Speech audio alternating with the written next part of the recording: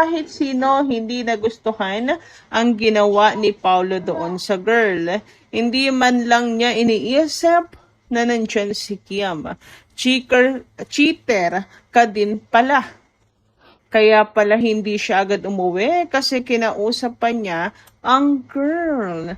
Nako, Madam Reggie, wala naman pong legit source na ang reason is nakipagmabutihan pa si Paulo sa isang girl. It's just nanhaharana siya sa mga kandidata. So, talagang kakausapin niya to entertain. Yun lang naman, sa stage lang yan. It's for the show only. Wala na pong ibang pakahulugan. Pero yung pag-stay ni Paolo Avellino, naniniwala ako na bukod sa pagbabakasyon ni Paolo at nagustuhan yung lugar, ay meron pang malalim na dahilan. Okay? So, wag na lang po natin questionin ang mga desisyon ni Paolo sa buhay. Lalo pat wala naman tayo nakikitang anomalya sa ginagawa ni Paula Avellino, okay? Hindi po na ma-define na ang kanyang pagkatao at syempre hindi natin siya mahuhusgahan at malilabel agad as cheater. Ni wala pa po tayong pruweba na masasabing nag-cheat siya kay Kimi. 'Di ba? Para ang babaw naman natin masyado pagka gano'n. So, kung meron ng mga screenshots na lumabas, ayan. Kapag meron ng mga stolen pictures na nag-date, ayan. Kahit pa maging balot na balot sila, magkasama sa airport, ayan. Yan ay masasabi natin na nag-cheat talaga siya kay Kim. So, sa ngayon, wala pang cheat na nagaganap. And I don't want na magkaroon. Huwag nating i-manifest. Baka sa kakaganyan nyo ay magkatotoo pa. Diba? Hindi, tiwala ko kay Paolo Avellino. Paano ba naman? 15 years niyang inintay si Kim. And finally, eto na. Diba? Pakakawalan pa ba niya yan? Samantala, let's move on naman sa comment po ni Ma'am Lolita Maestrado. Magandang gabi sa inyo, Madam. And unahin natin itong babang comment niya. Sabi niya, Ma'am Gandara, hindi man siguro minamaliit si Paulo. Ngayon lang to nagkagulo sa nangyari sa Narvacan kasi nagselos ang mga fans. Alam naman natin na mahal ni Kim.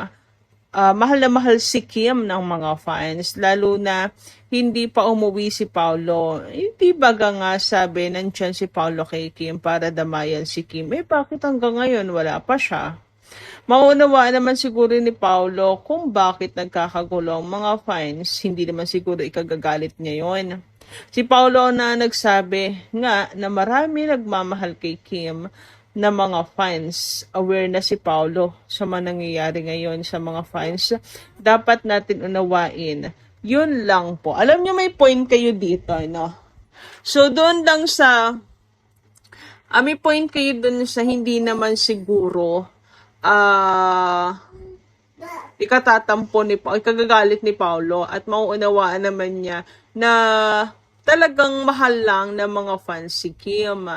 'Di ba? Ayaw lang ng mga fans sa masaktan si Kim Chiu, kaya hinahanap si Paolo Avellino. Pero kas naman po ako doon sa 'di ba dapat nandiyan na si Paolo kay Kim para damayan si Kim. Bakit hanggang ngayon wala pa siya? Sapagkat marami naman pong ways, hindi naman kapabayaan na matuturing yun dahil at the same time may work din naman po si Kim Chiu. Hindi rin naman 24/7 na magkatabi po silang dalawa. Ang pagdamay naman po ay hindi lang dapat magkatabi silang dalawa. No? Marami pong paraan. I mean, hindi porke napalayo lang ng saglit si Paolo Avellino, nagkulang na po siya at pabaya na po siya. At brinake na niya yung pangako niya na nandyan lang siya kay Kim Chiu sa tabi nito. Samantala, sabi naman ni Ma'am Lorna, magandang gabi, talagang bagay na bagay ang mag-asawang couple, Kim Pao forever. Mag-asawang Kim Pao, couple forever. nabalitaan namin na may pa-Thanksgiving ang The Alibay at kumita ito at sobrang success. Congrats Mr. Paolo Avellino and Miss Kimberly Avellino and to all cast of The Alibay. Talagang perfect. So, ayan.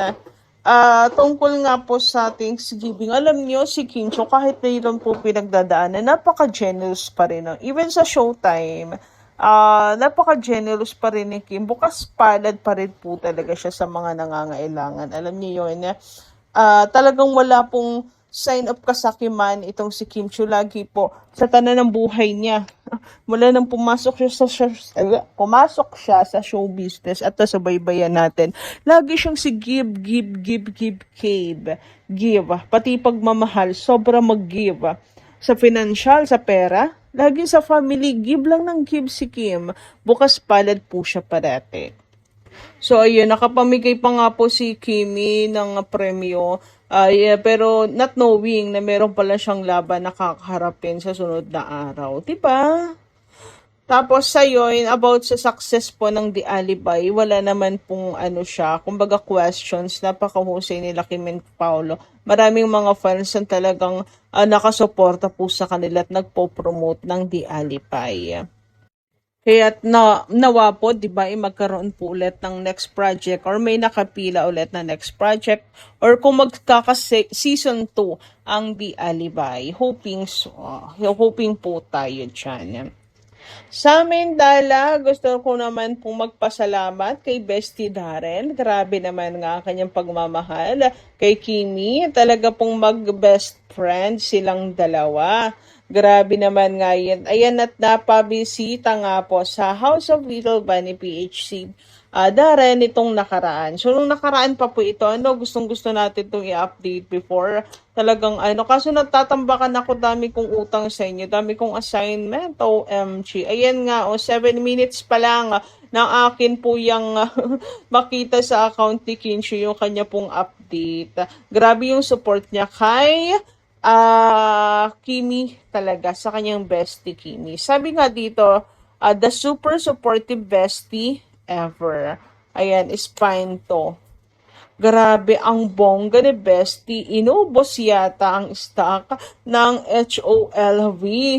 Thank you for the support sa baby business ni Beshi mo, Prinsesa Chinita Darren. # Kim Chiu. Grabe ganyan ang mag-best friend, nagsosuportahan.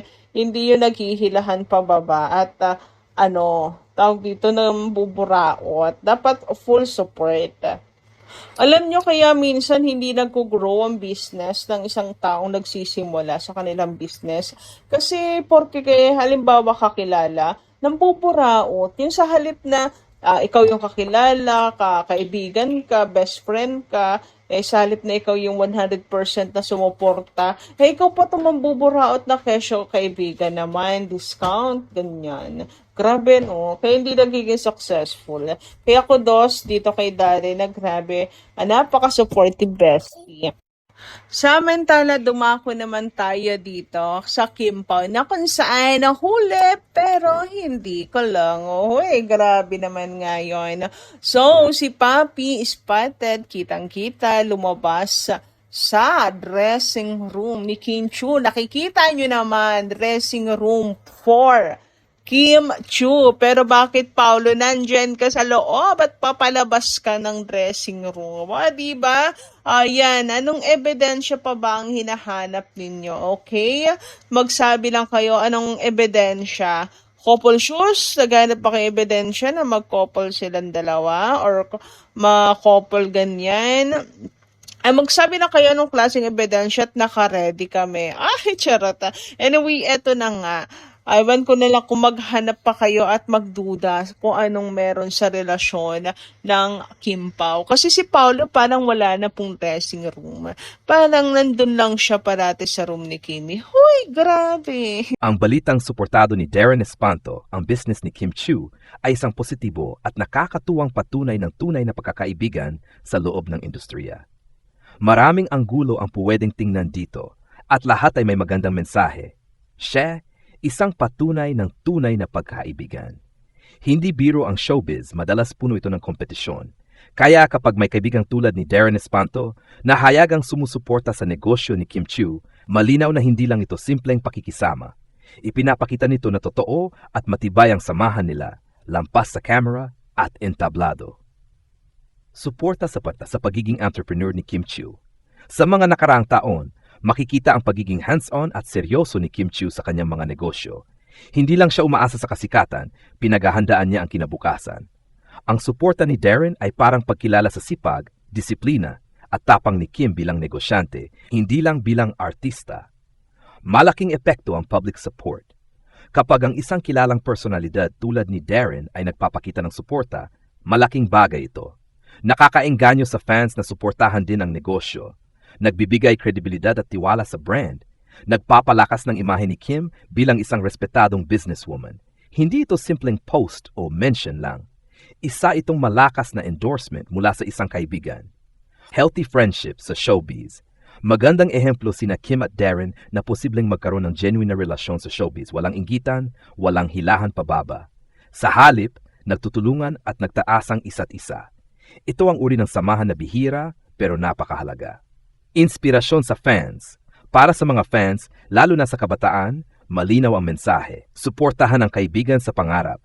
Maging proud sa tagumpay ng iba, hindi hadlang ang sariling career para tumulong sa kapwa. Ano pa ang may dagdag?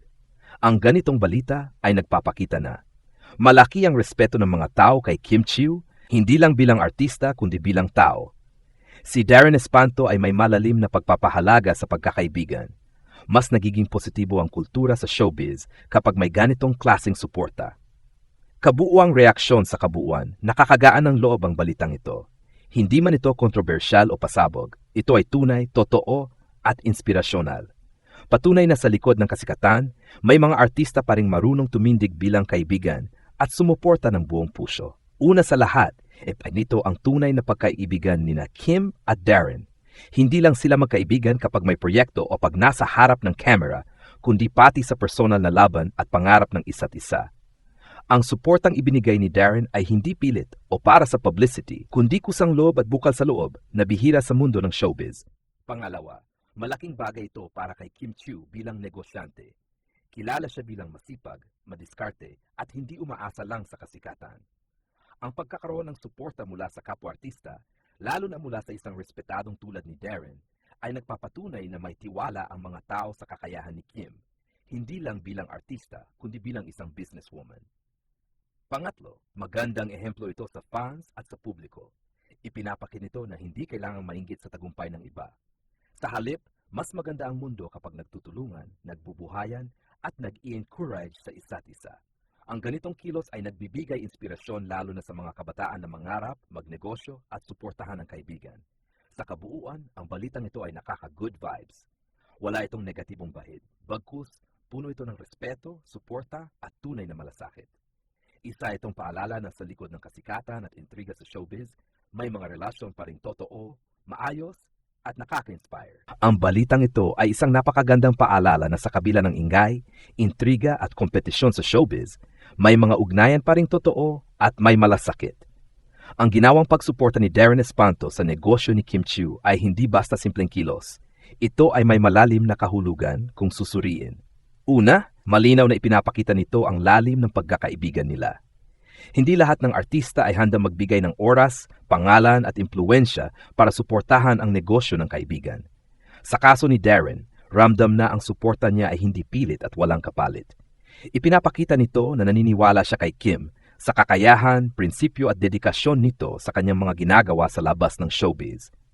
Ikalawa, mahalagang tandaan na si Kim Chiu ay hindi lang artista kundi isa ring masipag na negosyante. Sa pagpasok niya sa mundo ng business, dala niya ang disiplina at determinasyong nahubog sa mahabang panahon sa industriya.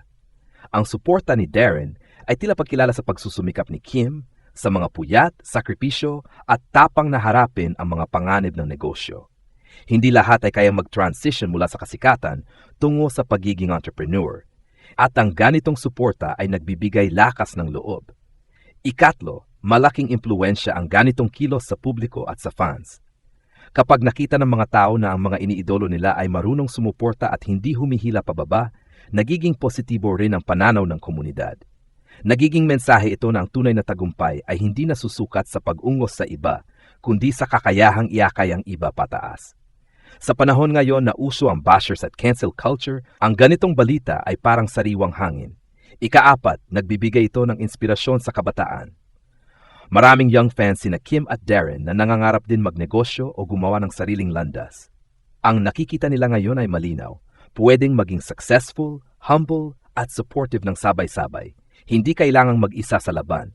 Mas maganda kapag may komunidad at kaibigang handang umalalay. Higit sa lahat, ang balitang ito ay nagpapakita na malusog ang samahan sa likod ng camera. Hindi lang ito tungkol sa branding o exposure, kundi sa pagpapahalaga sa relasyon.